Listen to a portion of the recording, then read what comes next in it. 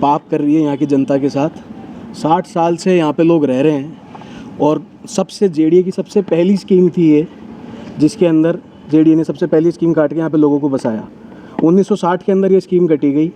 60 साल से यहाँ लोग रह रहे हैं और बीजेपी की कांग्रेस सरकार ने यहाँ पे 2022 के अंदर प्रशासन सहयोगी संघ अभियान के अंदर ये पट्टे दिए गए और उसके बाद अब सरकार जो बीजेपी की है वो यहाँ पे जनता के साथ पाप कर रही है और इन पट्टों को जो निरस्त करा है वो बिल्कुल फर्जी पट्टे नहीं है।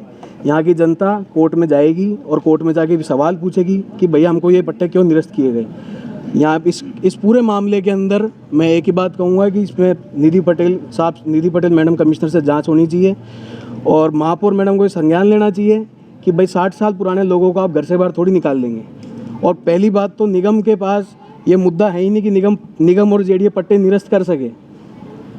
निगम और जेडीए को कोई राइट ही नहीं है कि वो पट्टे निरस्त कर सके। ये पट्टे निरस्त करने का काम या तो डीएलपी कोर्ट करेगा या सिविल कोर्ट में जाएगा, उसके बाद ये पट्टे निरस्त हो सकते हैं। आपका नाम? अंशु सिंह।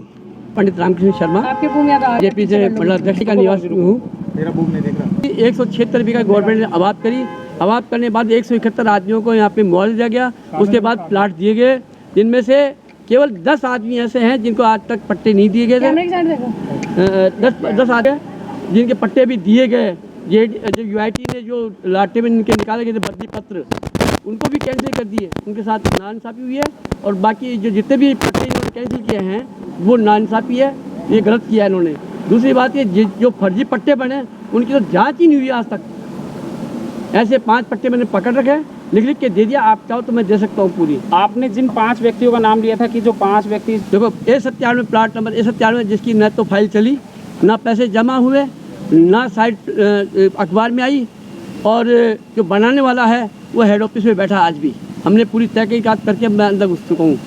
और एक ज़मीन ऐसा है जिसको भी एक प्लाट दे भी दिया, उसके बाद फर्जी फाइल लगा करके उनको पट्टा भी दे दिया। क्या नाम है उनके? सत्यनारायण सैनी, वो तो ख़त्म हो गया, लेकिन उनके पोते हैं और हैं, वो अभी वहाँ पे अतिक्रमण भी कर लिया, जबकि लिखित में नोटिस भी दे चुका निगम ने। निधि पटेल से कभी मिलने गए थे? उन्होंने तो कहा आप तो वहाँ के डॉन हो, आपके खिलाफ कार्रवाई होनी चाहिए, जाँच होनी चाहिए। मैंने कहा जाँच जरूर होनी चाहिए, मैं चाहता हूँ जाँच हो वहाँ की। मैं खुद आगे आऊँगा जाँच करने के लिए। यहाँ पे इतना फर्जीवाड़ा हो रहा है, कोई पता नहीं। यहाँ जिसको प्लाट दे दिया उसका कब्जा खाली नहीं करवाया, जो प्लाट खाली कराना चाहिए था, जिसको मुआवजा दे दिया वो सरकारी ज़मीन है। ऐसे ही कम से कम 15 करोड़ की ज़मीन पर शोरूम बन गया शानदार मेन रोड के ऊपर, आज तक उसमें कोई कार्रवाई नहीं। मैंने लिख के दिया, जैसे वाटर की स्कूल की ज़मीन है वो, जबकि उसमें 450 बच्चियाँ पढ़ती है और वो स्कूल मैंने गोद दे रखी है। उस स्कूल में मैंने खुद में बादशाह भी हूँ और उसका प्रेरक भी हूँ। जो प्लाट जो मैंने खुद ने पकड़ा 3 करोड़ का जो प्लाट लोन देना है, बैंक वाले लोन देना है, तो बैंक वाले मेरे पास ही आए थे कि ये प्लाट बताइए, तब मैंने उस जाके FIR दर्ज करवाई है। सर जिन वाले का 58 पार्टी का जो राधा मोहन सैनी है वो प्रदेश अध्यक्ष बना हुआ है और 11-12 पे भी कब्जा कर लिया। उसे न तो अलाटमेंट है, ना उसके पास अतिक्रमण है। निगम में मैंने कम से कम 20 शिकायत कर दी।